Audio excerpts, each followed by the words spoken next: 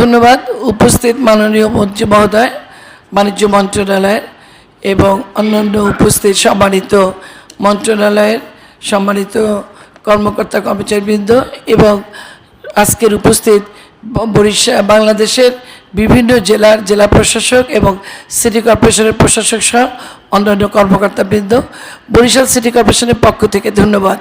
প্রথমেই ধন্যবাদ জানাচ্ছি বাণিজ্য মন্ত্রণালয়কে, যারা জাতীয় সম্পদ চামড়া রক্ষা করব আমরা এই স্লোগান নিয়ে যারা কাজ শুরু করেছেন এবং আজকে আমাদেরকে আপনাদের সাথে অন্তর্ভুক্ত করে সারা বাংলাদেশকে আপনারা চামড়া রক্ষার জন্য যে দায়িত্ব দিয়েছেন, এটা আমাদের কাছে একটা দায়িত্ব হয়ে দাঁড়িয়েছে।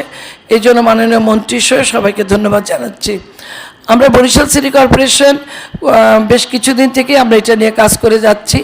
আমরা চামড়া সংরক্ষণের জন্য মাদ্রাসা এবং আমাদের এখানে যারা ইতিপূর্বেও বা গত বছর যারা কাজ করেছে তাদের সাথে কাজ করে যাচ্ছি, যোগাযোগ রেখে যাচ্ছি। আমাদের এখানে চামড়া সম্ভাব্য যেটা প্রায় 28,000 চামড়া আছে আমাদের বরিশালে, সম্ভাব্য যেটা হবে। এবং এই চামড়া সংরক্ষণের জন্য আমরা প্রায় 2,80,000 লবণ আমাদের প্রয়োজন। এবং পাশাপাশি এখানে আমরা যেটা ধারণা করছি যে মোট গরু এখানে জবাই হতে পারে 3,000 থেকে 3,000 থেকে 3,500। এবং আমরা এখানে আমাদের পরিচ্ছন্নতা কর্মী প্রায় 700 জন আমরা প্রস্তুত রেখেছি। জবাইকৃত স্থান আছে প্রায় 202টি। আমরা ট্রাক, লোডার, পানির গাড়ি এবং পর্যাপ্ত বস্তার বা ব্যাগের ব্যবস্থা রেখেছি। ব্লিচিং পাউডার এখানে ব্যবস্থা আছে। আমরা সচেতনতার জন্য লিফলেট বিতরণ করব এবং সেই লিফলেটটাও কিন্তু আমরা করেছি। এই যে আপনাদের বাণিজ্য মন্ত্রণালয়ের একটি লিফলেট আছে, পাশে আমাদের বরিশাল সিটি কর্পোরেশনের একটি লিফলেট আমরা করেছি। আমরা মাইকিং করব ঈদুল আজহার ঠিক 4 দিন আগে থেকে। আমরা ইমামদের সাথে মত বিনিময় করব 5 দিন আগে এবং জুমার নামাজের আগে যেন ইমামরা মুসল্লিদের এই ব্যাপারটা বলতে পারেন, তাদের সাথে শেয়ার করতে পারেন, সেই কাজটাও আমরা করে যাচ্ছি।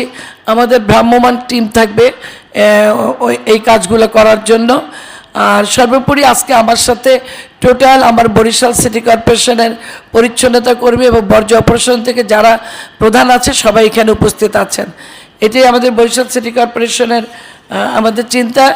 আমরা সুস্বাস্থ্যের বাংলাদেশ জনাব তারেক রহমান যেভাবে চাচ্ছেন সেভাবেই আমরা বাংলাদেশটাকে সুস্থ সুন্দর রাখতে চাই, পরিষ্কার রাখতে চাই।